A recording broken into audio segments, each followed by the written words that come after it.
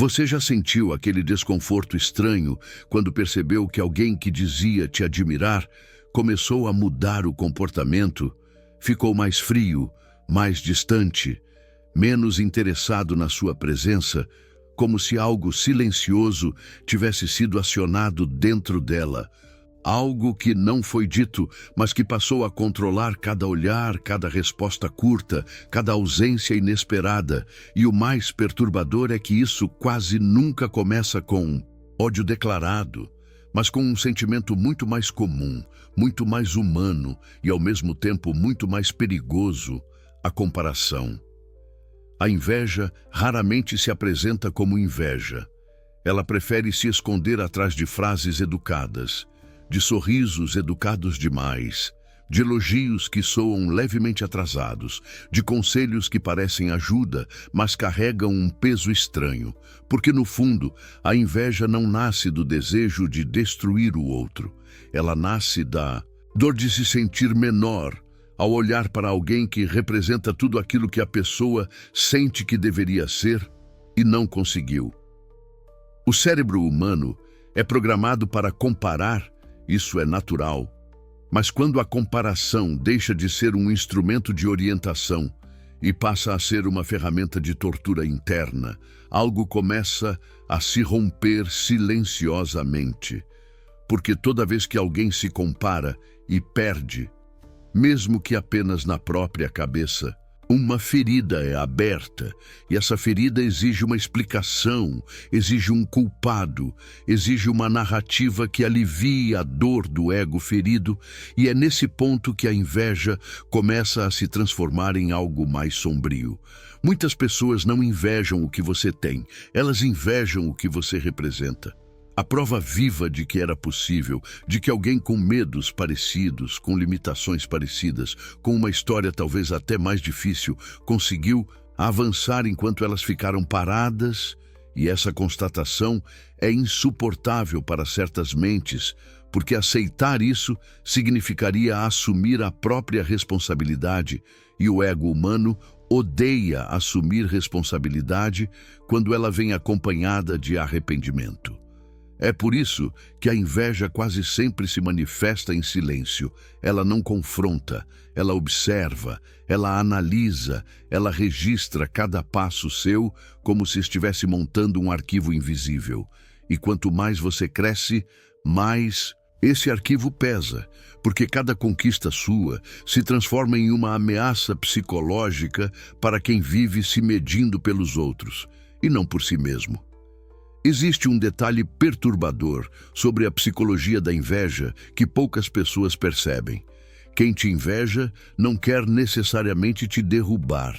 No início, o que essa pessoa deseja é te ver parar, porque se você parar, ela não precisa se mover.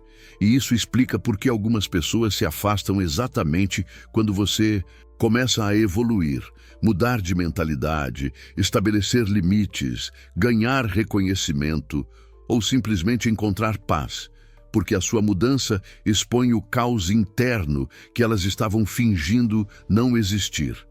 A comparação constante cria um campo de batalha invisível dentro da mente, onde a pessoa passa a disputar contra imagens editadas da vida alheia e perde repetidamente, e cada derrota interna reforça um sentimento silencioso de injustiça, como se o mundo tivesse sido mais generoso com você do que com ela, mesmo que ninguém tenha visto as suas noites de dúvida, seus fracassos escondidos, suas escolhas difíceis, porque a inveja não compara processos, ela compara resultados isolados e transforma isso em narrativa emocional.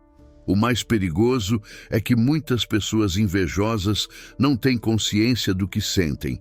Elas apenas sentem um incômodo difuso ao seu redor, uma irritação sem causa aparente, uma vontade súbita de diminuir o que você faz, de questionar suas decisões, de ironizar seus avanços, e tudo isso funciona como um mecanismo de defesa, uma tentativa inconsciente de restaurar o equilíbrio psicológico que foi quebrado pela comparação constante. Quando alguém vive se comparando, cada vitória do outro vira uma derrota pessoal. E o cérebro humano não lida bem com derrotas repetidas.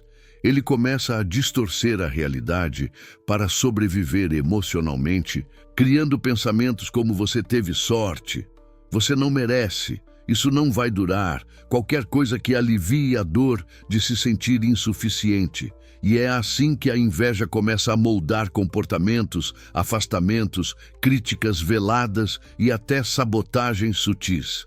Talvez o aspecto mais perturbador da inveja seja o fato de que ela não exige que você faça nada de errado. Basta existir sendo você mesmo. Basta seguir em frente.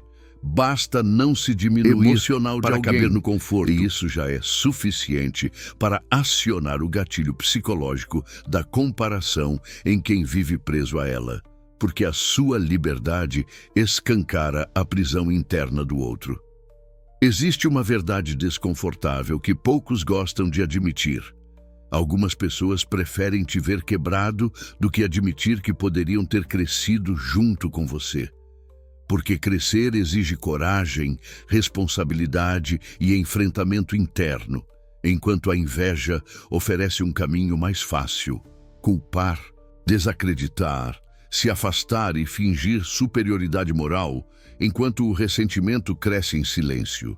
A psicologia da comparação também explica por que a inveja aparece com mais força entre pessoas próximas, amigos antigos, colegas de trabalho, familiares.